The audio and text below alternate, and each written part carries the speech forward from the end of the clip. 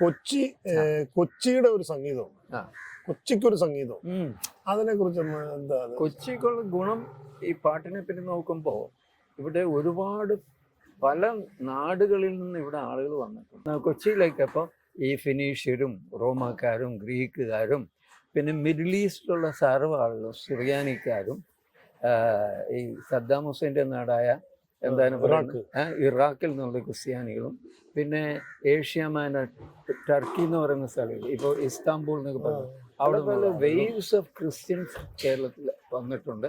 അതിനു മുമ്പ് non Christians വന്നിട്ടുണ്ട്. അപ്പം ഇവിടെ അവർ വെറുതെ വന്നല്ലോ, അവർക്ക് മനുഷ്യരല്ല, അവർക്ക് അവരുടെ പാട്ട് ഇവിടെ വന്നു. പിന്നെ റീസെൻ്റ്ലി ഗുജറാത്തികളും മറാഠികളും പിന്നെ waves of Muslim musicians also ഇവിടെ വന്നു. പിന്നെ നമ്മുടേതായ പാട്ടും വന്നു. പിന്നെ സിനിമയും കയറി വന്നു. ഇതെല്ലാം കൂടി കൊച്ചിയിലൊരു കൂട്ടപ്പെടുത്തമാണ്. അപ്പം ഞാൻ അവിടെ ജനിച്ചതുകൊണ്ട് ഞാൻ ചെറുപ്പം മുതൽ ഇതൊക്കെ കേട്ടു വളർന്നു.